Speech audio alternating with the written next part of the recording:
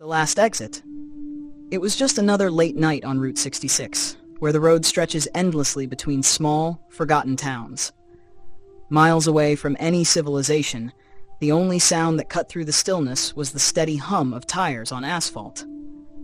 Jake was behind the wheel of his old pickup truck, gripping the steering wheel with white-knuckled hands. The clock on the dashboard read 2:36 a.m., and the road was empty, swallowed by the pitch-black night. Jake's eyes were heavy, but he didn't dare pull over. Not here, not in this dark stretch where the road seemed to disappear into the void.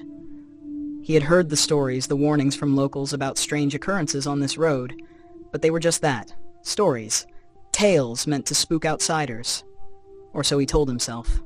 The engine's steady drone lulled him into a trance, and his thoughts drifted back to the argument with his girlfriend Sarah earlier that evening. She had begged him not to drive tonight, but he had been stubborn, brushing off her concerns. Now, alone on the desolate road, he wished he had listened. Suddenly the headlights flickered, and the engine sputtered. Jake's heart leaped into his throat as the truck shuddered, then fell silent. The headlights dimmed, leaving him in near total darkness. He cursed under his breath, slamming his fist against the steering wheel.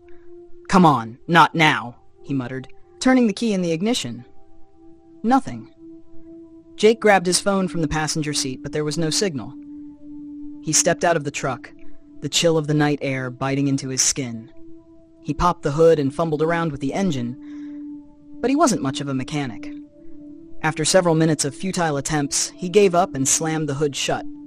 That's when he noticed it, an old, weathered sign partially hidden by overgrown bushes.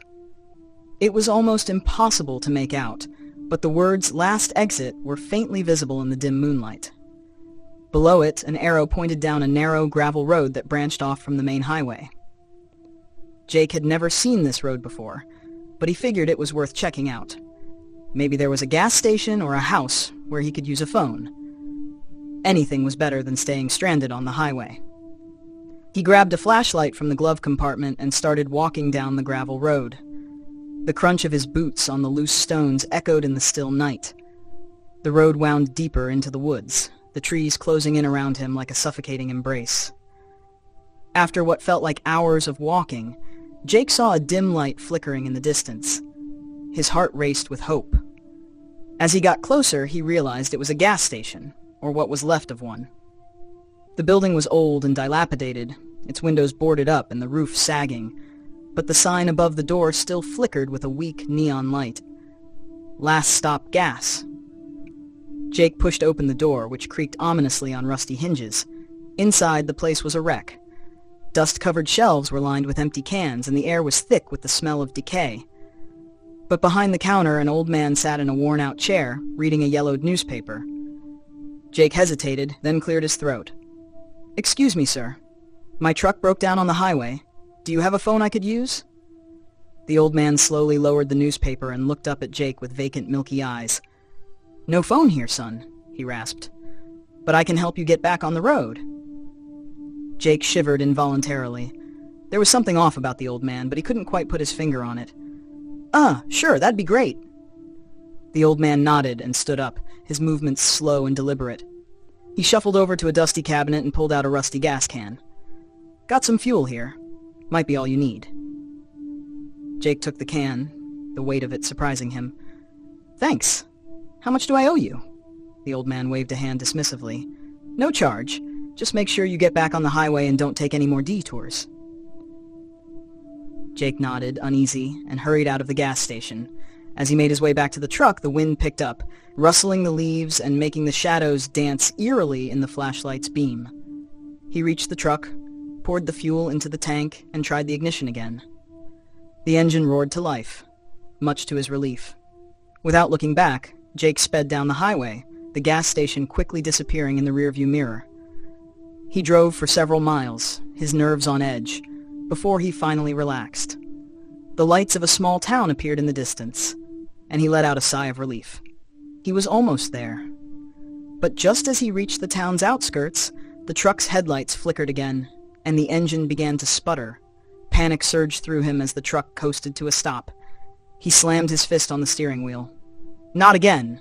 He stepped out of the truck, the eerie silence of the night swallowing him whole. As he looked around, dread crept up his spine. The town was eerily quiet, the buildings dark and lifeless. Something was wrong. Terribly wrong. Jake's eyes darted to the side of the road, and his blood ran cold. There, illuminated by the pale moonlight, was a weathered sign partially obscured by overgrown bushes. The words were barely visible, but they sent a wave of terror crashing over him. Last exit. His breath caught in his throat as he realized the truth. He had never left that road. The narrow gravel path had looped back on itself, leading him in an endless, nightmarish circle. The gas station, the old man, they were part of the trap, luring him back again and again. Jake turned to run, but it was too late. The wind howled through the trees, carrying with it the faint sound of distant laughter. The shadows closed in around him, and the last thing he saw before the darkness consumed him was the flickering neon light of Last Stop Gas. The road remained silent, swallowing all who dared to stray from the path, their stories forever lost in the night. Title: The Midnight Drive.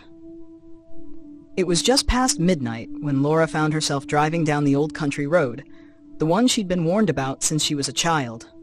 The locals called it Devil's Bend, a stretch of road so narrow and winding that it felt like it was leading straight into the mouth of hell. But Laura had no choice. The storm had come out of nowhere, and the main highway was flooded. Devil's Bend was the only route that would get her home. The rain pounded against the windshield, the wipers struggling to keep up. Every few seconds, lightning would crack across the sky, illuminating the twisted trees that lined the road. They looked like skeletal hands reaching out to snatch her off the path. Laura gripped the steering wheel tighter, her knuckles white. She was halfway through the bend when she saw it.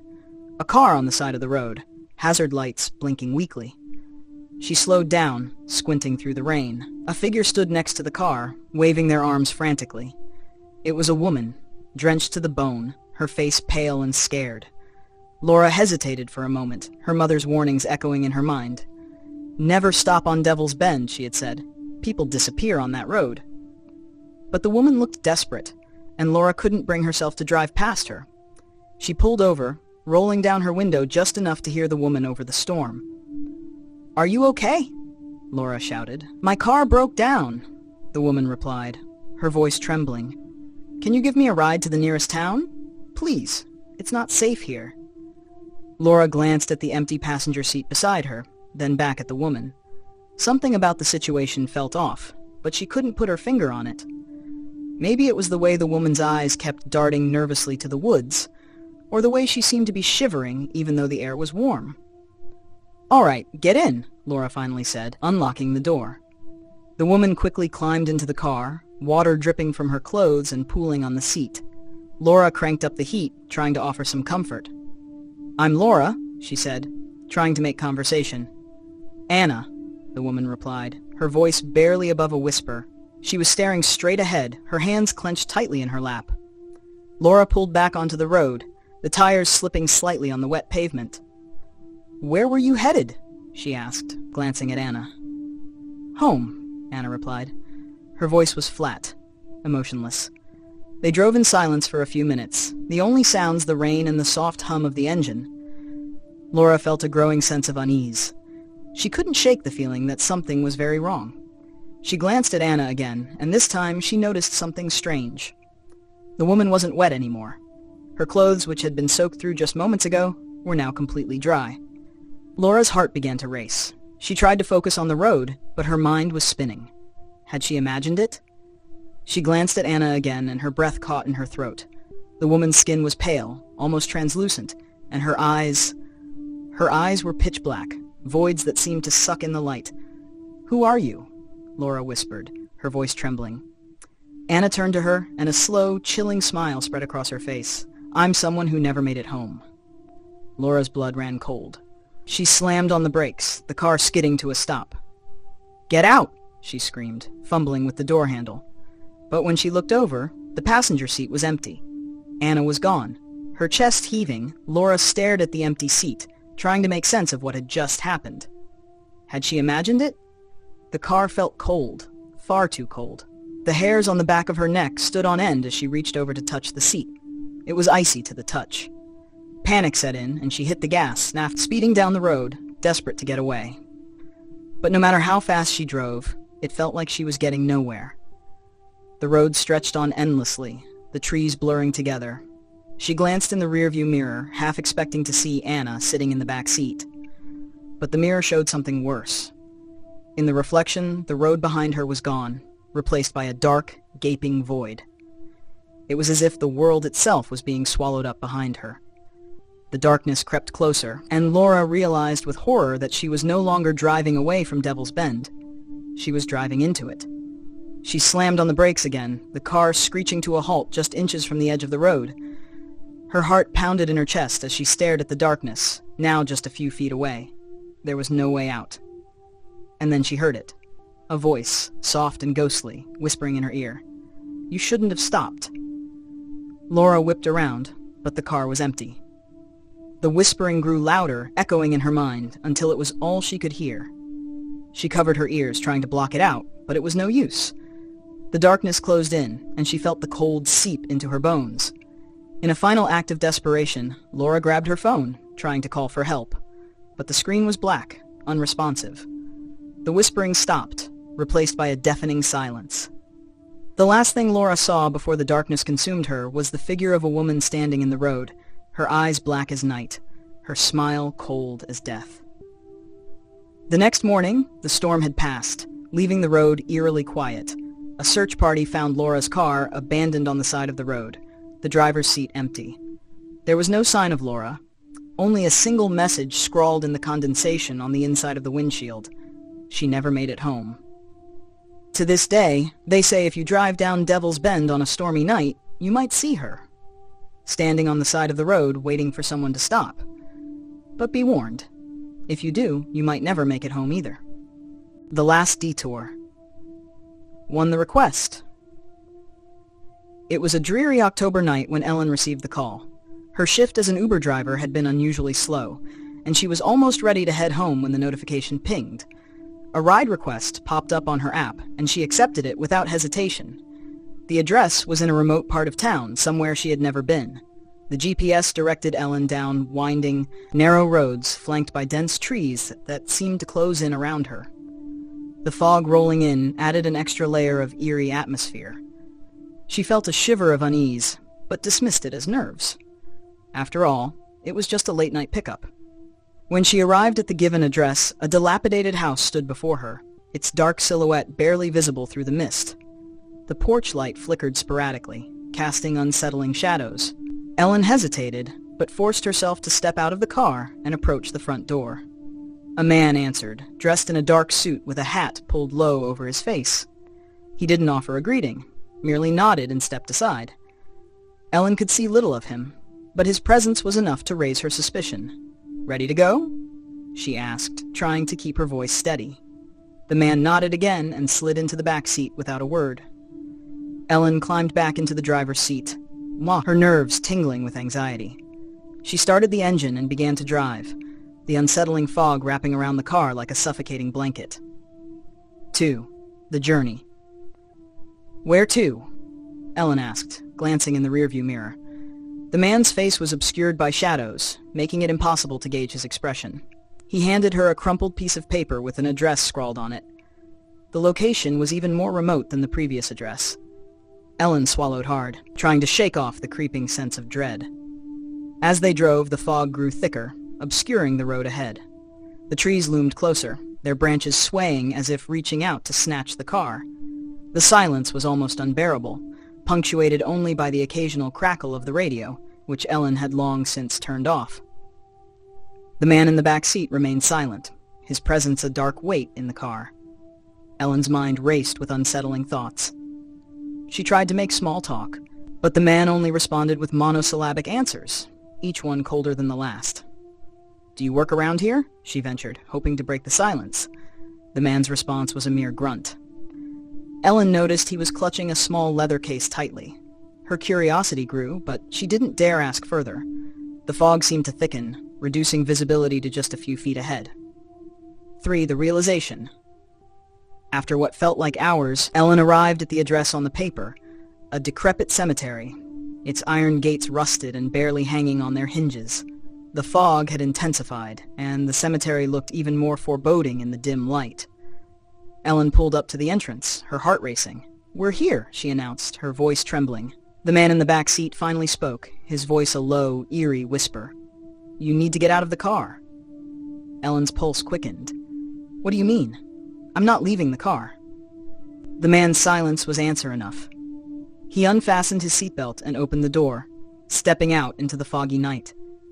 Ellen watched him from the driver's seat, her hands gripping the steering wheel so tightly her knuckles were white. Suddenly, a chill ran down her spine as she noticed strange figures emerging from the fog, dark, shadowy forms moving slowly among the gravestones. Ellen's breath caught in her throat. She could see indistinct shapes moving closer, their movements unnatural and jerky. The man approached the cemetery gate, seemingly oblivious to the figures. Ellen's instincts screamed at her to drive away, but her fear held her in place. The figures began to coalesce into more defined shapes, ghostly apparitions, their faces twisted in sorrow and anger. The man reached into his case and pulled out what looked like an old, dusty book. He began to chant softly, his voice carrying through the mist. Ellen couldn't understand the words, but they seemed to resonate with the eerie atmosphere around them. Ashta 4. The confrontation. Unable to contain her fear any longer, Ellen opened the car door and stepped out. She approached the man, calling out to him. "What's going on? Who are these people?" The man continued his chant, his back turned to her. One of the ghostly figures reached out toward Ellen, its eyes hollow and dark. Ellen's heart pounded as she felt an icy grip on her arm. She pulled away, stumbling backward. The man abruptly stopped chanting and turned to face her. His eyes were no longer shadowed but glowing with an otherworldly light. "You shouldn't have come," he said, his voice now resonating with an unsettling echo. Ellen's mind raced, trying to piece together the situation. The figures grew closer, their ghostly forms becoming more distinct and terrifying. The realization struck her with chilling clarity. These were spirits trapped in the cemetery, seeking release from their torment. The man's voice took on a pleading tone. "I was sent here to help them find peace, but I'm not the one they're waiting for." Before Ellen could respond, the spirits surrounded her, their voices rising in a mournful wail. The man, seeing her distress, reached into the book and began to recite an incantation. The figures seemed to recoil, their form flickering as if struggling against an unseen force. Ellen watched in horror as the spirits began to fade, their mournful cries slowly dissipating. The fog lifted slightly, and the first light of dawn began to break through. The cemetery, once a place of darkness, now seemed less menacing. 5. The twist. As the spirits vanished, the man turned to Ellen, his eyes now calm but filled with an inexplicable sadness. "Thank you for your help. I'm sorry for the scare." Ellen's heart was still pounding as she asked, "Help? I thought you were trying to hurt me." The man shook his head. "No, I'm a medium, and I was here to guide these souls to the afterlife. But I needed someone to distract the spirits while I performed the ritual." Ellen stared at him, bewildered. "Why me? Why not someone else?" The man's expression softened. "Because the spirits were bound to you. They sensed your fear, and it gave them power. You were the key to breaking their hold." Before Ellen could ask more, the man turned and walked away, his form blending into the fog. The cemetery seemed to return to a state of uneasy calm. As Ellen drove away, the remnants of the fog began to clear, revealing the early morning light. She glanced in the rearview mirror, half expecting to see the man still there, but the back seat was empty. The road stretched ahead, and Ellen felt a mix of relief and lingering dread. She had survived the night, but the chilling encounter left her with a haunting question. What if the next ride she accepted would be even more unsettling than this one?